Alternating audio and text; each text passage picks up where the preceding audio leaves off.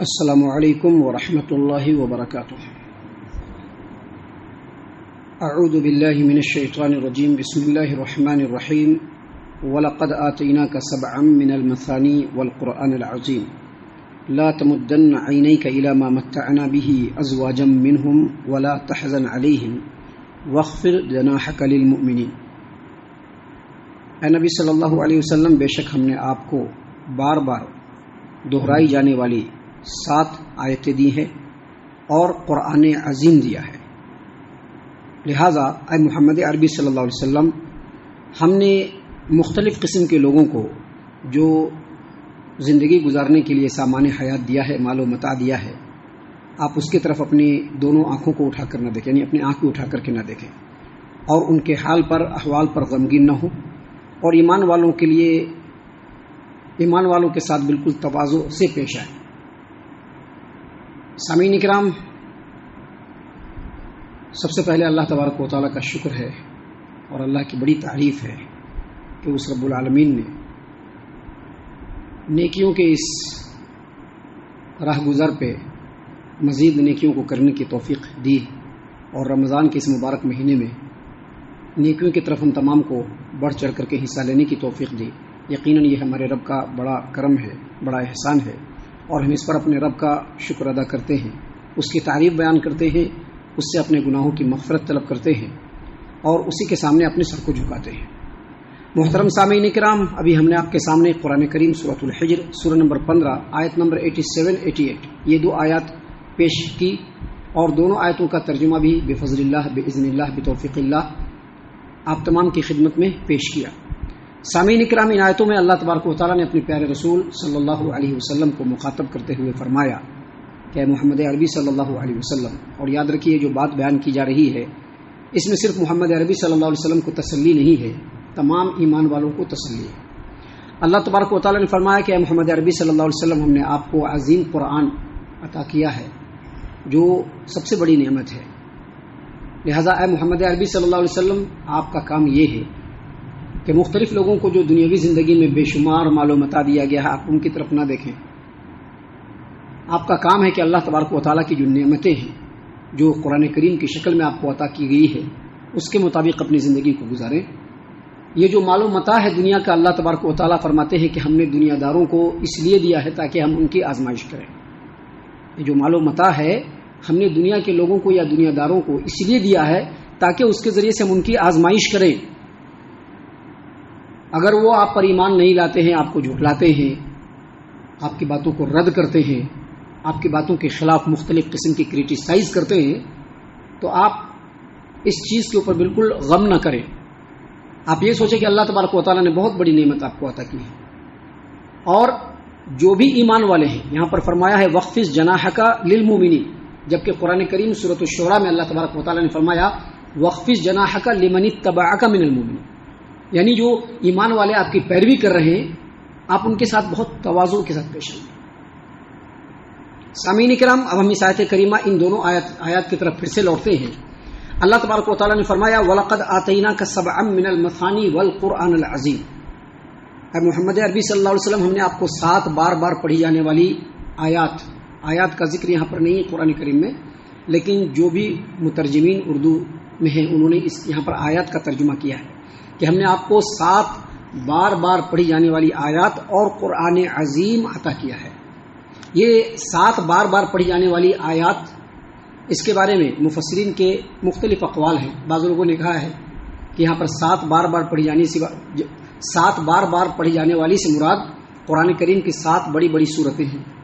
بعض صحابہ کرام اور بہت سارے مفسرین نے یہی تفسیر کیا ہے کہ 7 بڑی بڑی صورتیں، سورۃ البقرہ، سورہ آل عمران، سورۃ النساء، سورۃ المائدہ، سورۃ الانعام، سورہ انفال، سورہ یونس، یہ جو بڑی بڑی صورتیں ہیں اس سے مراد 7 بار بار پڑھی جانے والی ہیں۔ لیکن ہم آپ کو بتلا دیں کہ یہ تفسیر اس قدر ثابت نہیں ہے۔ 7 بار بار پڑھی جانے والی سے مراد جو ہے وہ سورۃ الفاتحہ ہے۔ 7 بار بار پڑھی جانے والی سے مراد کیا ہے؟ سورۃ الفاتحہ۔ اس سے پتہ چلتا ہے کہ سورۃ الفاتحہ وہ سورت ہے جس کو بار بار پڑھا جاتا ہے، پڑھتے ہیں نا، نماز میں پڑھتے ہیں ہر روز پڑھتے ہیں. امام صاحب بھی پڑھتے ہیں اور امام صاحب کے پیچھے جو مقتدی ہیں وہ بھی پڑھتے ہیں. پڑھتے ہیں کہ نہیں پڑھتے ہیں؟ اب جو نہیں پڑھتے وہ ان کی مرضی ہے، لیکن قرآنی آیات سے تو یہی سمجھ میں آتا ہے کہ سورہ فاتحہ بار بار پڑھی جاتی ہے. نمازوں میں امام صاحب بھی پڑھتے ہیں اور امام صاحب کے پیچھے مقتدی بھی پڑھتے ہیں. اگر کوئی سنگل پڑھ رہا ہے وہ بھی پڑھتا ہے، اگر کوئی نفل پڑھ رہا ہے وہ بھی پڑھتا ہے، اگر کوئی سفر میں ہے اور نماز پڑھتا ہے تو بھی پڑھتا ہے. تو یہ بار بار پڑھی جانے والی یہی ہے. بہت سارے صحابہ کرام اور بہت سارے مفسرین نے اس کی تفسیر یہی کی ہے کہ 7 بار بار پڑھی جانے والی سے مراد سورۃ الفاتحہ ہے. اور آگے اللہ نے جو فرمایا والقرآن العظیم، اور قرآن عظیم بھی اللہ تبارک و تعالیٰ نے آپ کو عطا کیا، تو ہم آپ کو بتلا دیں کہ قرآن عظیم سے مراد بھی یہاں پر سورہ فاتحہ ہی ہے. سنگل سورہ فاتحہ، پورا قرآن عظیم. اللہ نے جو فرمایا وَلَقَدْ آتَيْنَاكَ سَبْعًا مِّنَ الْمَثَانِي وَالْقُرْآنِ الْعَظِيمِ، ہم نے آپ کو 7 بار بار پڑھی جانے والی آیات اور قرآن عظیم عطا کیا. تو 7 بار بار پڑھی جانے والی سے مراد بھی سورہ فاتحہ اور قرآن عظیم سے مراد بھی سورہ فاتحہ، دوسرا کچھ بھی نہیں ہے. دونوں سے مراد. اس کی پوری دلیل موجود ہے. دیکھیے ہم آپ کے سامنے دلیل پیش کرتے ہیں پیارے رسول صلی اللہ علیہ وسلم. اور یاد رکھیے کوئی بھی تفسیر اگر قرآن کریم کے کسی آیت یا کسی آیت کے ٹکڑے کی کوئی تفسیر اگر حدیث سے آ جائے تو پھر وہاں پر ہم دوسری بات نہیں بول سکتے. دیکھیے حدیث ہے صحیح البخاری کتاب التفسیر باب قوله تعالی وَلَقَدْ آتَيْنَاكَ سَبْعًا مِّنَ الْمَثَانِي وَالْقُرْآنِ الْعَظِيمِ، حدیث نمبر 4703. ابو سعید بن معلّہ رضی اللہ عنہ کہتے ہیں کہ پیارے رسول صلی اللہ علیہ وسلم نے فرمایا الحمدللہ رب العالمین هي السبع المثانی والقرآن العظیم الذي اوتیتہ. یعنی الحمدللہ رب العالمین جو سورہ فاتحہ ہے یہی 7 بار بار پڑھی جانے والی آیات ہیں اور یہی قرآن عظیم ہے جو مجھ کو عطا کیا گیا ہے. دیکھیے حدیث کے اندر بالکل کلیئر بات ہے. ابھی اس کے بعد والی جو دوسری حدیث ہے اس میں ابو ہریرہ رضی اللہ عنہ سے مروی ہے کہ پیارے رسول صلی اللہ علیہ وسلم نے فرمایا ام القرآن ہی السبع المثانی والقرآن العظیم. یہ جو ام القرآن ہے سورہ فاتحہ یہی 7 بار بار پڑھی جانے والی اور قرآن عظیم ہے، یہی قرآن عظیم ہے. یہاں پر ہم آپ کے سامنے ایک بات اور واضح کر دیں کہ قرآن کریم کے اندر سورہ فاتحہ کو قرآن عظیم کہا گیا. کیوں کہا گیا؟ قرآن کریم کے اندر سورہ فاتحہ کو ہی قرآن عظیم کہا گیا. کیوں کہا گیا؟ تو اس لیے کہا گیا کہ یہ جو ہے نا قرآن کریم کا مقدمہ ہے. بالکل شروع میں آپ دیکھیں گے لکھا ہوتا ہے سورہ فاتحہ الحمدللہ. آپ جیسے ہی قرآن الٹیں گے اور شروع کریں گے تو سب سے پہلے کیا ہے؟ سورہ فاتحہ ہے. سب سے پہلے سورہ فاتحہ ہے. یہ مقدمہ ہے. اس میں قرآن کریم کے اندر جتنی باتیں بیان کی گئی ہے سب کو اللہ تبارک و تعالیٰ نے بالکل جامع انداز میں بیان کر دیا ہے. یعنی سمندر کو کوزے کے اندر اللہ تبارک و تعالیٰ نے بند فرما دیا. دیکھیے آپ سورہ فاتحہ کے آیات کے اوپر اور اس کے معنی و مفہوم پر غور کیجئے. سب سے پہلے اللہ تبارک و تعالیٰ نے اللہ تبارک و تعالیٰ کی تعریف اور اس کی حمد و ثنا کو بیان فرمایا. اس کے بعد اللہ تبارک و تعالیٰ نے قیامت کے دن جو جزا اور سزا ہونے والا ہے اس کا جامع انداز میں ذکر فرمایا. اس کے بعد اللہ تبارک و تعالیٰ نے یہ بیان فرمایا کہ اللہ تبارک و تعالیٰ کی ہی عبادت کی جاتی ہے اور اللہ تبارک و تعالیٰ سے ہی مدد طلب کیا جاتا ہے. گویا یہ آیت کریمہ شرک کے تمام قسموں کا مستقل طور پر کمپلیٹلی انکار کرنا ہے کہ پورے طور پر ہم نے شرک کا انکار کر دیا جو اللہ تبارک و تعالیٰ نے ایک آیت کریمہ میں بیان فرما دیا. اور اس کے بعد اہدنا الصراط المستقیم صراط الذین انعمت علیہم غیر المغضوب علیہم ولا الضالین، یہ ہدایت کی طلب ہے. گویا قرآن کریم کے اندر جو مضامین مختلف مقامات پہ مختصر انداز میں یا ڈیٹیل سے اللہ تبارک و تعالیٰ نے بیان فرمایا ہے ان تمام باتوں کو صرف سورہ فاتحہ میں اللہ تبارک و تعالیٰ نے بیان فرما دیا. اسی لیے اللہ تبارک و تعالیٰ نے یہاں پر اپنے پیارے رسول صلی اللہ علیہ وسلم کو تسلی دیتے ہوئے کہا کہ آپ کو گھبرانے کی ضرورت نہیں. اور یہاں پر تسلی ان لوگوں کو بھی ہے جو خالص ایمان والے ہیں، ان کو بھی تسلی ہے کہ کبھی بھی ان کو گھبرانے کی ضرورت نہیں ہے. لیکن شرط یہ ہے کہ وہ ایمان والے ہونے چاہیے، جو اللہ کے کلام پر عمل کرنے والے ہونے چاہیے. اللہ تبارک و تعالیٰ نے یہاں پر ان لوگوں کو تسلی دی کہ آپ کو گھبرانے کی ضرورت نہیں ہے. دنیا کے لوگوں کو چاہے جو بھی نعمت ملی ہو، آپ لوگوں کو سب سے بڑی نعمت ملی ہوئی ہے. اور اس کے بعد اللہ تبارک و تعالیٰ نے آگے فرمایا وَلَا تَمُدَّنَّ عَيْنَيْكَ إِلَىٰ مَا مَتَّعْنَا بِهِ أَزْوَاجًا مِّنْهُمْ وَلَا تَحْزَنْ عَلَيْهِمْ وَاخْفِضْ جَنَاحَكَ لِلْمُؤْمِنِينَ. جب آپ کو اتنی بڑی نعمت دی گئی، قرآن عظیم جیسی نعمت سورۃ الفاتحہ جیسی نعمت اللہ تبارک و تعالیٰ نے عطا فرمائی. تو اب بعض لوگوں کو جو دنیاوی زندگی کا مال و متاع ہم نے دے رکھا ہے، آپ اپنی آنکھوں کو اس کی طرف اٹھا کر کے مت دیکھیے اور ان کے حال پر آپ غم نہ کیجیے، اور ایمان والوں کے ساتھ تواضع سے پیش آئیے. ایمان والوں کے ساتھ. سامعین کرام، یہ جو آیت کریمہ ہے جس کا ترجمہ بھی ہم نے آپ کے سامنے پیش کیا ہے، اس کا ایک کمپلیٹ بیک گراؤنڈ ہے.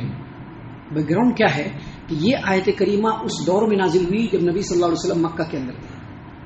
آپ صلی اللہ علیہ وسلم کو نبوت اور رسالت سے سرفراز کیا گیا. اس کی ذمہ داریوں کی وجہ سے آپ صلی اللہ علیہ وسلم کا کاروبار اور تجارت بالکل چھوٹ گیا، جس کی وجہ سے آپ صلی اللہ علیہ وسلم بالکل بے روزگار ہو گئے، کوئی آمدنی کا ذریعہ نہیں. مکہ کے اندر حالات ایسے تھے کہ نبی صلی اللہ علیہ وسلم کے اس دینی دعوت کو پیش کرنے کی وجہ سے پورا مکہ، پورا قریش سماجی اعتبار سے مسلمانوں کا بائیکاٹ کر دیا تھا، جس کی وجہ سے جو بعض صحابہ کرام کاروبار کیا کرتے تھے ان کا بھی کاروبار چھوٹ گیا تھا. اور اس کے علاوہ جو صحابہ کرام تھے یا تو غلام تھے یا غلامی سے آزاد ہو کر رکھتے تھے، لہذا مسلمانوں کی حالت بہت خستہ تھی. اس کے مقابلے میں مکہ والوں کو اللہ تبارک و تعالیٰ کی طرف سے بے شمار معلومات ملا ہوا تھا، عیش و عشرت کی زندگی گزار رہے تھے. جو اللہ تبارک و تعالیٰ نے دیا تھا اس کے جوش اور زور پہ کمزوروں کو دبانے کی کوشش کرتے تھے. تو ایسی حالت میں اللہ تبارک و تعالیٰ نے پیارے رسول صلی اللہ علیہ وسلم کو اور مسلمانوں کو تسلی دیتے ہوئے کہا کہ آپ بالکل مت گھبرائیے، آپ کو تو بہت بڑی نعمت ملی ہوئی ہے. آج بھی اللہ تبارک و تعالیٰ نے جن لوگوں کو توحید کی دولت سے مالا مال کیا ہے، آج بھی جن لوگوں کے اندر ان کے دلوں میں یہ جذبہ ہے کہ اللہ کے رسول صلی اللہ علیہ وسلم کا حکم آتے ہی چاہے سامنے والا کچھ بھی کہے ہم اس حکم کے آگے جھک کر کے اس پر عمل کرنے والے ہیں، ان لوگوں کو خوش ہونا چاہیے کہ اللہ نے بہت بڑی نعمت سے نوازا ہے، توحید سے نوازا ہے، قرآن سے نوازا ہے، نبی کی تعلیمات سے نوازا ہے. لہذا اس پر زیادہ کنسنٹریشن ہونا چاہیے. دنیا اس حالت میں حاصل کرنا ہے کہ جس سے ہماری زندگی گزر بسر ہو جائے. اگر اللہ تبارک و تعالیٰ دیتا ہے تو اللہ کا فضل ہے، لیکن اسی کے لیے مر جانا یہ کبھی بھی ایمان والوں کے لائق نہیں ہے. ایمان والے ہمیشہ اللہ کے کلام اور نبی کے فرمان کے مطابق زندگی گزارتے ہوئے جو دنیا میں اللہ نے ان کو حصہ دیا ہے اس پر صبر و شکر کے ساتھ آگے بڑھ جاتے ہیں، کیونکہ اللہ نے ان لوگوں کو بہت بڑی نعمت سے نوازا ہے. ہم اللہ سے دعا کرتے ہیں کہ اللہ تعالیٰ ہم تمام کو ان تمام باتوں کے اوپر خوب غور و فکر اور تدبر کرنے کے ساتھ ساتھ ان باتوں کے اوپر عمل کرنے کی بھی توفیق عطا فرمائے. آمین. اللہ تعالیٰ ہم تمام کو صحیح معنوں میں پکا سچا مومن مسلمان بنائے، اللہ اور اس کے رسول صلی اللہ علیہ وسلم کی اطاعت و فرما برداری کرنے والا بنائے، صحابہ کرام رضی اللہ عنہم کے طریقے پر چلنے والا بنائے، جنت الفردوس میں جگہ عطا فرمائے. اے اللہ ہم تمام کو جہنم سے پناہ دے. اے رب العالمین ہم تمام کو جہنم سے پناہ دے. اے مالک الملک ہم تمام کو جہنم سے پناہ دے. آمین یا رب العالمین. وما علینا الا البلاغ المبین. تبارك الذي نزل الفرقان على عبده ليكون للعالمين نذيرا.